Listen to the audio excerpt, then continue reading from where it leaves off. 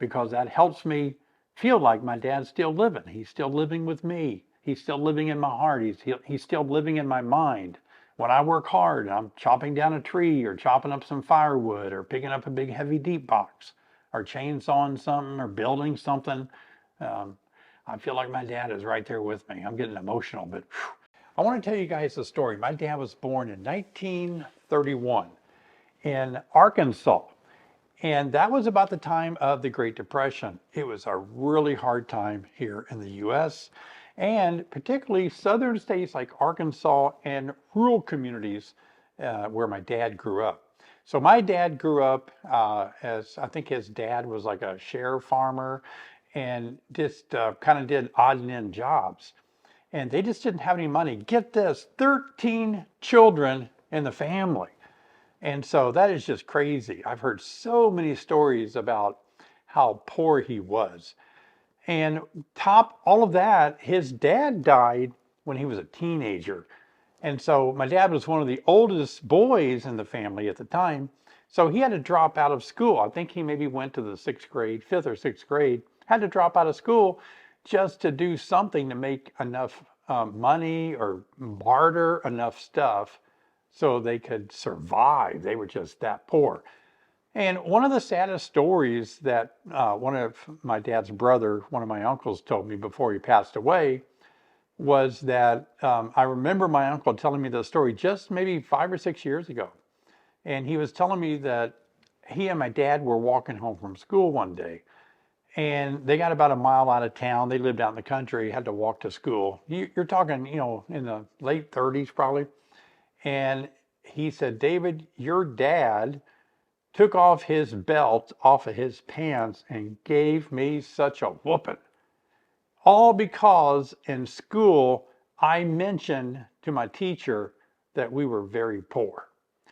And he said, your dad told me, because, my dad was an older brother. He said, don't ever tell anybody that we're poor. We're not taking handouts. We're going to make it ourselves. And boy, I thought that was really a tough story to hear. And I thought about that in relation to beekeeping. Not that beekeepers are poor, but I want to go on with this story. Just stay with me for a minute. Because my dad realized that he had to do a lot of stuff. He had to drop out of school and he had to do some hard farming work just to make enough money to help feed the family, help them to stay alive, And it's all about tenacity. And as I watched my dad, I was born in 1960, so I grew up watching my dad be a really hard worker. My dad started out helping some of his older brothers who got a job in the city. They got a job in Memphis. And so he would go in there with them and just, carry tools for them until finally he got a little enough experience where he went and got his electrician license and started to be an electrician when he got older, got married, worked as an electrician. He constantly worked very, very hard. He put in a lot of hard labor. And the reason that he was so motivated to work hard was that he didn't like being poor. He didn't want to be poor. He didn't want to be called poor. And he just worked and worked and worked. And he worked himself into very good positions and working for plants, electrical companies. And he once told me that he coughed out his tonsils. Now, our family believed that. My mom told me, yeah, I think he really did. Because my mom said that my dad would always go to work no matter how sick he was.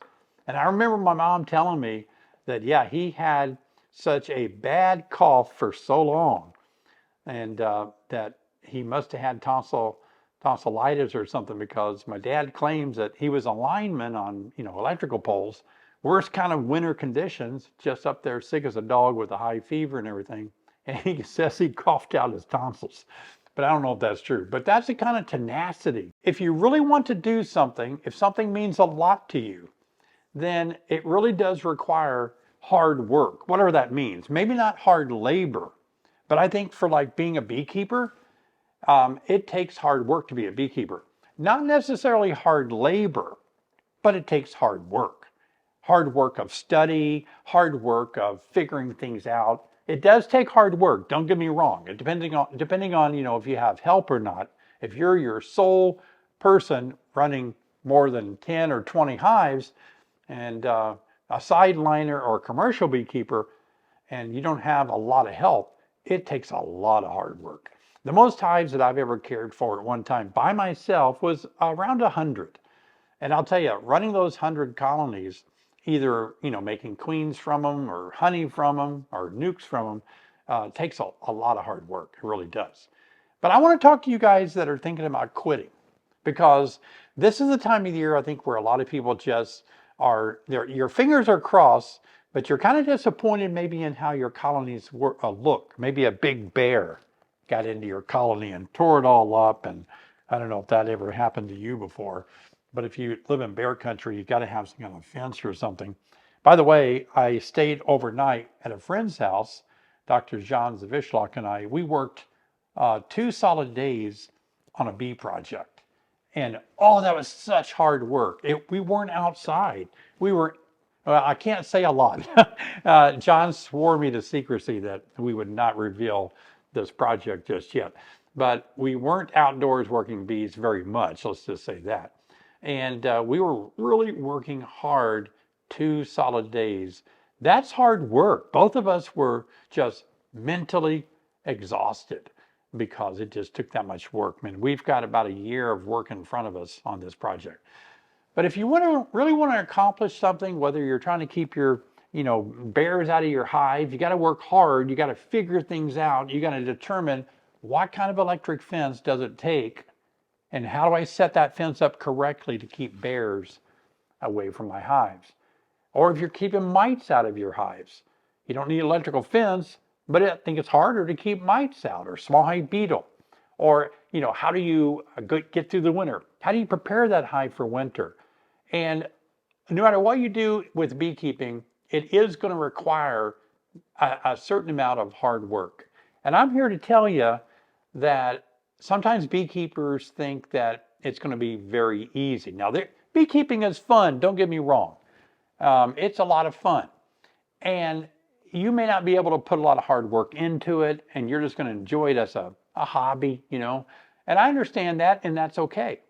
But if you can't put the hard time of study, of learning and practicing and experimenting and kind of just getting the experience under your belt as a beekeeper, you might quit. You might get so frustrated that you might quit. And I want to encourage you today to not quit. Now, listen, my dad's story is inspiring. It's very inspiring to me because he taught me to work hard. My dad taught me stuff like, David, when you write your name, always write it in cursive as beautiful as you can. And when you do something, always do it at your very best. Do your very best at whatever you do. He said that's when, it will come back to be a blessing to you. And so my dad taught me to be a hard worker. And my dad raised us 2 boys and my sister to understand what it's like to work hard. And he wanted us to be able to do things when we got older. And so my dad always taught us to work hard. I want to tell you one more story. And this is sort of, it's a funny story. The first one may be a little sad, but my dad having to whoop up on his little brother, not to talk about being poor. My dad was just kind of prideful that way. I mean, he just didn't want people to know. But this other story had to do with my grandmother, my dad's mom. And my dad was very, their family of 13, they were very poor. They didn't have any food. They didn't have any money. Great Depression. It was hard on everybody, especially rural Arkansas. Some of y'all down there in Arkansas, you know what I'm talking about. Or people that live in rural communities where you're sharecroppers and such. That's hard. That's just rough, But my dad said that after his dad died a few years, that they just didn't have any food. And so he was young. He was a little boy. But he said when he was little, he noticed something that was interesting, and he couldn't figure it out until he got older. But he said about once a week, there'd come a meat wagon, a wagon carrying different kind of meat in town. And he said every day, once a week when that meat wagon came to town, he said his mother would just pretty up something awful. She'd put on the best clothes, best dress, lipstick, makeup, do her hair really good, and walk a mile or two, three into town carrying a whole bunch of bags and stuff. And he said that she was gone big part of the day. But then she'd come walking home toward the mid-afternoon or later and just have all kind of meat for the family to last, a couple of weeks or more. And he said it wasn't until he got older as an adult that it dawned on him what his mother was doing to go in there and get meat from the meat wagon guy.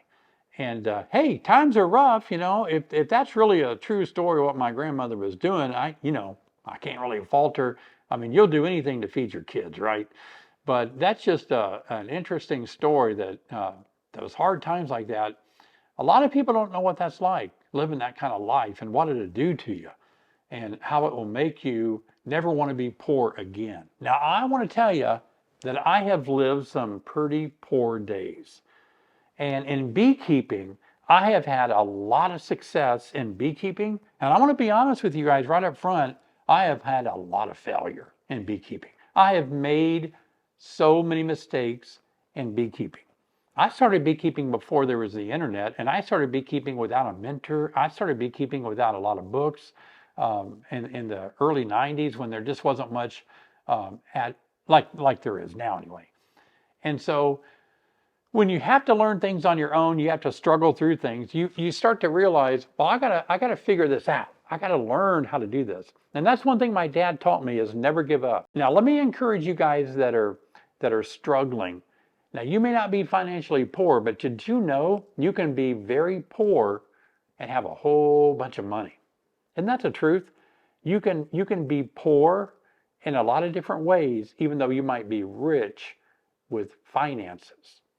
So I want to encourage you, whatever your poverty level is, if you're lacking, if you're lacking friends, if you're lacking good health, maybe you're lacking a sound mind, maybe you've got some struggles that are just mentally hard, maybe you have anxiety and depression, and it's just hard.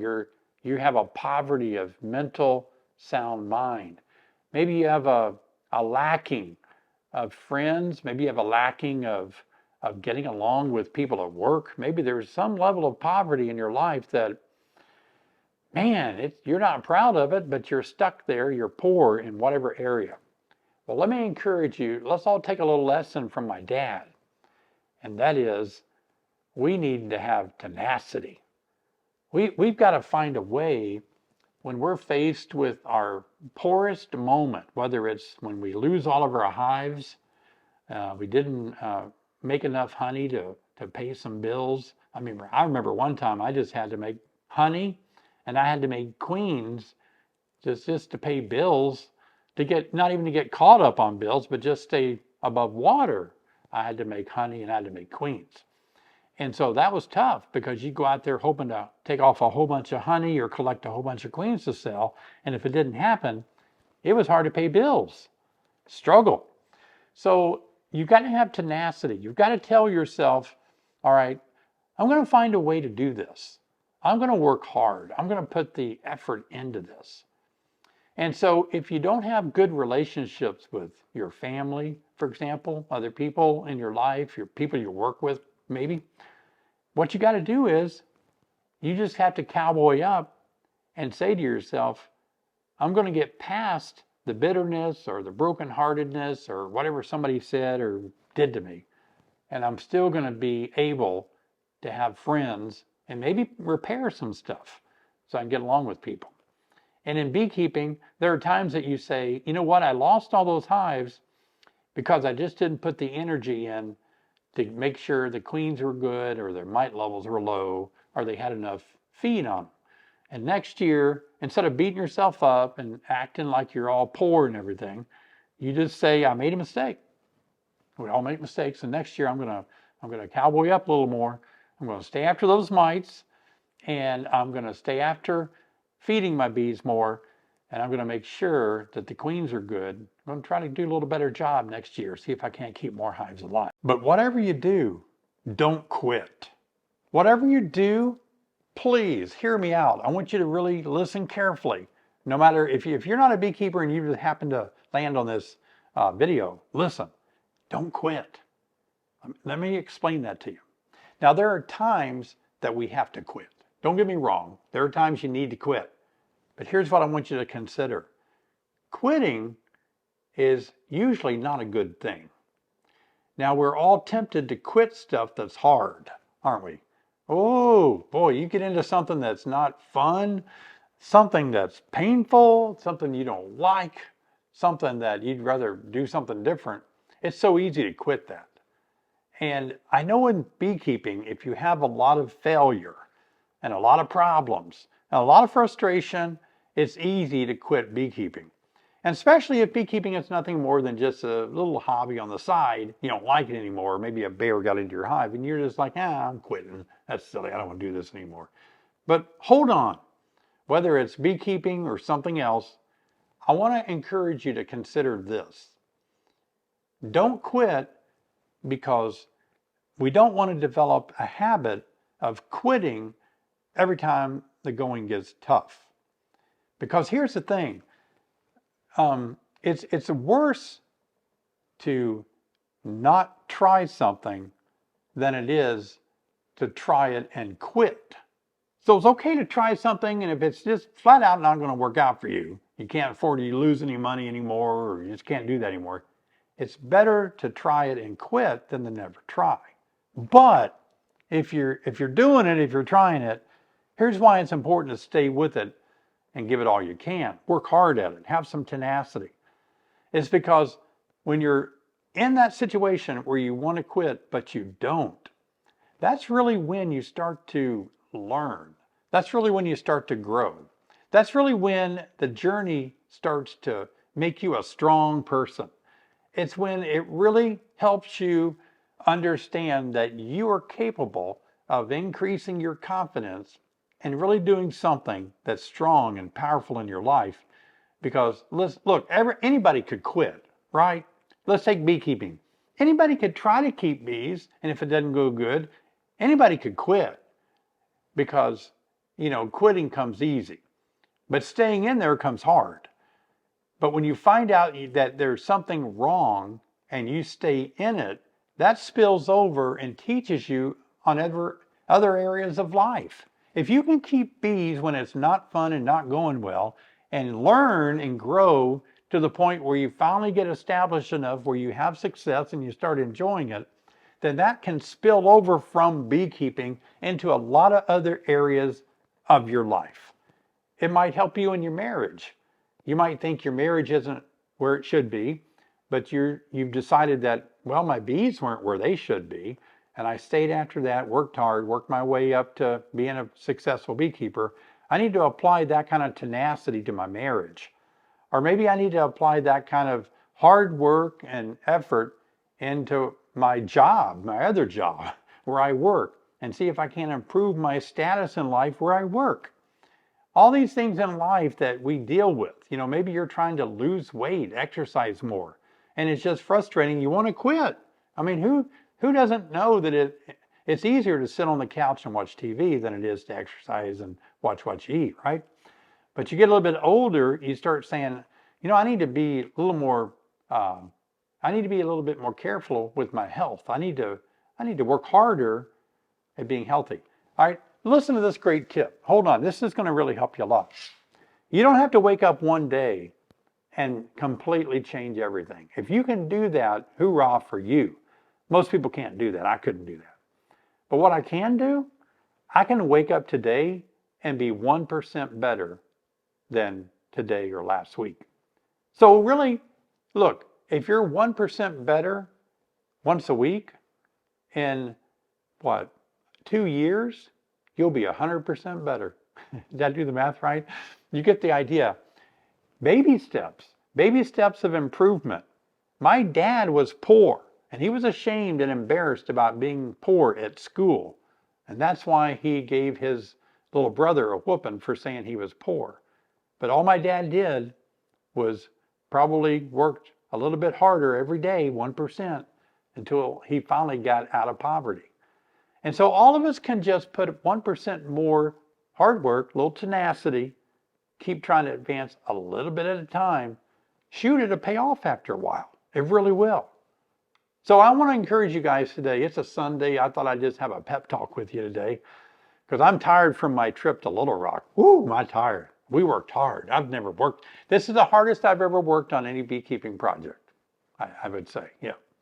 And so I thought it'd be good just to relay that to you guys. I've worked hard on YouTube because I love you guys and I want the best for you. I want to help you. I want you to keep healthier bees and make fewer mistakes. So I push record to encourage you to say, I'm here with you. It's okay. We can do this together. We can get 1% better a day or a week, and we can put the time in and work hard. Things are going to get better. They have to. If they don't, at least they'll start getting better in our mind, the way we look at it. And that's really where it all boils down to anyway, right? But I'm a little bit worried for some of you because this is the time of the year, I know, where it's easy to say, and especially I want you to hear this before winter gets here. Because when winter comes and you might lose all your bees or half your hives, that's sometimes a reason a lot of people quit. But there's value and power and tenacity, rolling up your sleeves like I've done today, go out there and work. Now, whether it's beekeeping or any other area in your life and you're experiencing burnout, exhaustion, anxiety, and depression, just know that I appreciate you guys. I love you. I'm here for you. I'm making videos because I'm using beekeeping, honeybees, as a way for me to talk with you every day to kind of help prop you up and help you be motivated and stay strong. So even though my dad has died, he's deceased, he's gone, my mom's gone too, they live on. And what they taught me and what they've shown me is powerful. And I'm hanging on to it because that helps me feel like my dad's still living. He's still living with me. He's still living in my heart. He's still living in my mind. When I work hard, I'm chopping down a tree or chopping up some firewood or picking up a big heavy deep box or chainsawing something or building something. I feel like my dad is right there with me. I'm getting emotional, but I feel like my dad is helping me. He left an impression. And I want to share that. I want to share what my dad did to me with some of you that may not have had a dad. My dad really didn't have a dad most of his life. And my dad would often say to me, David, I'm not sure if I'm raising you right because my dad died. I didn't get to see much of my dad growing up to know how to raise a son. I'm just trying to do the best I can. So let's all just love each other, support each other, and try to do the best we can in life. Now, I got a video if you are facing burnout that might help you a lot, guys. I'd like for you to watch it with me. I'll see you over there, how to avoid some of this burnout that I'm talking about. Thanks for watching.